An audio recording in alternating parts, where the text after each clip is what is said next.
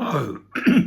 I think it's important that people should know about the things that have gone wrong within the criminal justice system over the years, and particularly over the treatment of offenders. And there was a theory um, back in the 80s that the politicians subscribed to, that the short, sharp shock treatment uh, meted out to young offenders would stop them offending. But in fact, the reverse is true. And, outcomes have shown that rather than stopping them offending, this detaining them in these detention centres was more likely to make them worse offenders and more sophisticated and more prolific offenders as a result of being sent to these detention centres. And not only that, these centres tended to brutalise people, and it's quite harmful in a way. And this week it came out, an inquiry's come out, that a former officer at the Mosley Detention Centre in County Durham, called Neville Husband, is probably, or was probably, the most prolific sex offender in British history. And he is believed to have committed hundreds, if not 1,000 odd offences, sexual offences against young men and boys. And particularly when he was operating at the Durham facility, this detention centre, between 1961 and 1987. So he was basically he was one of the instructors in the kitchens at this detention centre, and outside work he worked as a church minister and a scout troop leader, where he also committed some sex offences. So he died in 2010 after being convicted of 2 or 3 sexual offences in 2003 and 2005. Anyway, the Prisons and Probation Ombudsman believes that he committed over 388 sexual offences, and they believe that the actual number of victims runs into hundreds or potentially thousands across his career, exceeding the number attributed to the notorious awful man Jimmy Savile. So the abuse happened in the kitchens, most of the abuse in the detention centre, where he had significant control. There were systemic failures. The abuse continued. For many, many years, as you know. And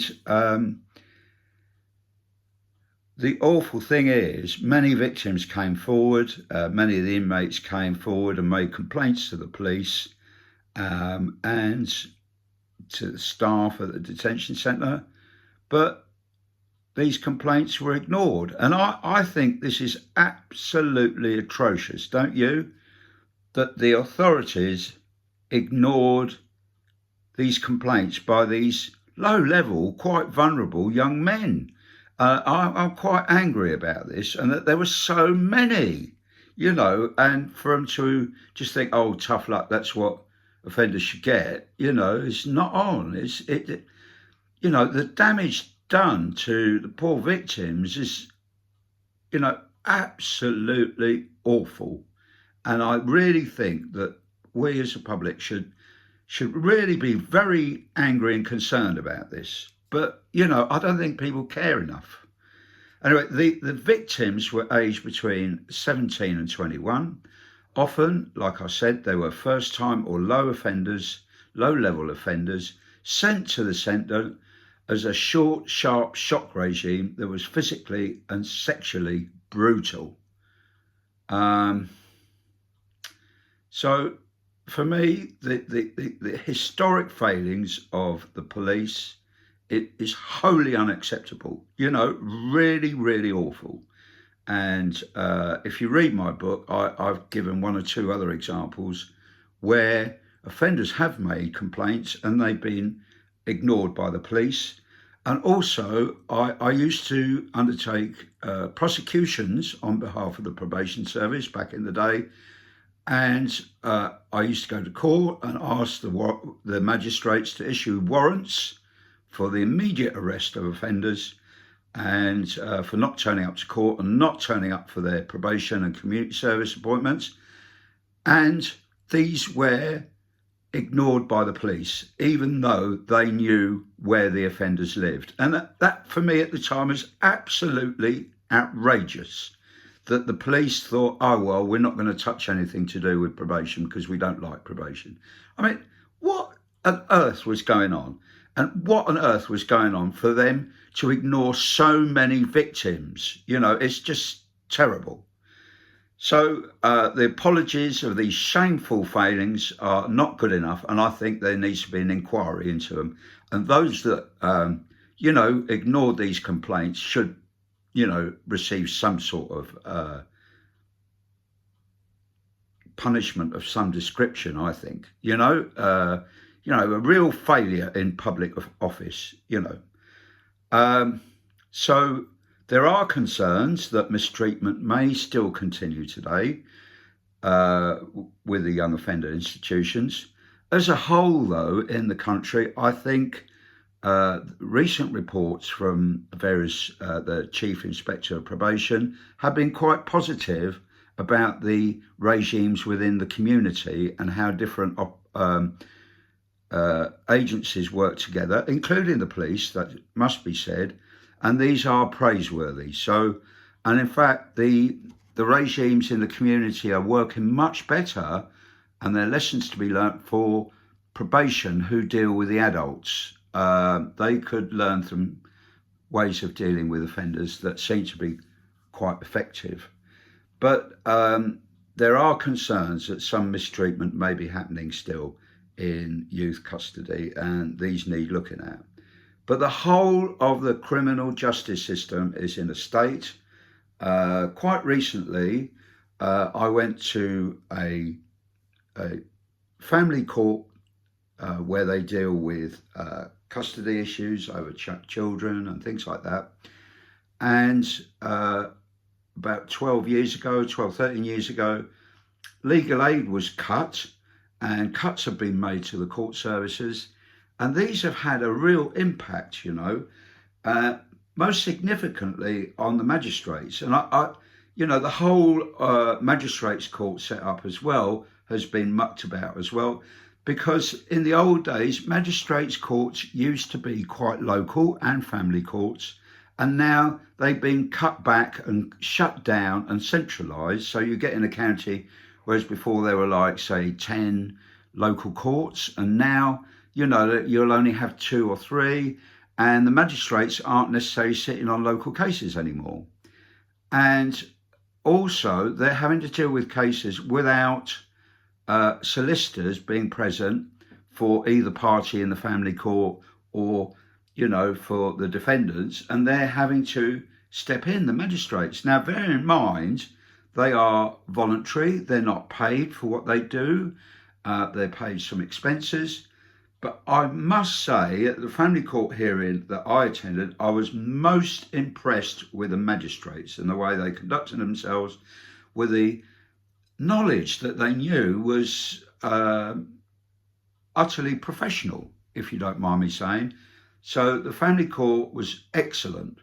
The problem with the family court, though, was to do with the administrative side. I mean, there've been leakings that a lot of paperwork's been going astray, that they are months behind with their paperwork, and that there are problems with their computer systems. So our case, the magistrates made some orders, but this is about 4 weeks ago, and they still haven't come out on type paper yet, which is terrible, really, because the professionals in the dealing with the families need to know. like people like social services and social workers that need to know. And the different partners need to have it in black and white in front of them what the court's decided, because already one of the sides, one of the families in this case, are stepping outside of what the magistrates asked. But it's to be expected if they haven't got it in black and white in front of them, isn't it? So there are serious problems throughout the criminal justice system. As you know, some prisoners have been released mistakenly by wrong paperwork from the courts going to the prisons. But also the prisons in a shocking state, because many of the really good prison officers and experienced prison officers have over the years left. Similarly, the probation service, they have left in disgust, largely around the reforms made in about 2012, 2013 were terrible. And the public have not really shown enough interest in the criminal justice system, in my opinion. And they've had this distorted view that offenders are being treated in a soft and, easy manner. But the problem is the police have not been effective at arresting people. Like the telephone thefts in London, the number of arrests on the telephone thefts is minimal, about 1%, is pathetic. And that actually happened to my son. And the policeman, I bit my tongue, I didn't say anything, but he blamed the courts for this, all these phone thefts. He said that they weren't being tough enough. And believe me, they are when they're arrested, but they haven't been arresting people. Their conviction rate has been appalling in the Met for these telephone thefts. But for this policeman say, it's not our fault, the police's fault, it's the courts because they're not punishing people enough, it's not a deterrent, they're not sending them to prison. Well, we have been sending loads more people to prison over the last 20 or 30 years. Our prisons are growing and growing and growing, and we ain't got enough space. And the number of prison officers has gone down, and conditions in prison are absolutely appalling now. Years ago, they used to make efforts to rehabilitate people, but it's discarding them and locking them up. And it's a drug fest in a lot of prisons now. So wise up, public, take concern and get involved. We need, the whole of the criminal justice system needs reforming, believe me, and we need to have a close look at how they operate in Norway, Sweden and Denmark. And I'm heartened to hear that the Home Office ministers actually sent some people to Denmark to look at how they deal with immigration and things like that. Well, let them have a look at the complete court system and the police and the judiciary and the probation service, and not least the prisons. The prisons in Scandinavia are actually successful in rehabilitating offenders, which our prisons are not. People are coming out worse if they come out alive. Anyway, take care now and all the very best. Thank you for watching. And do look out for my book. Check me out. It's on Amazon, book by John Ebrington.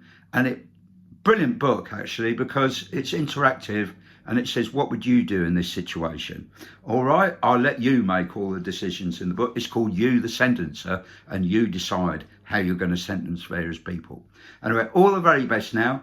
And thank you for watching me. Cheers now. Bye-bye.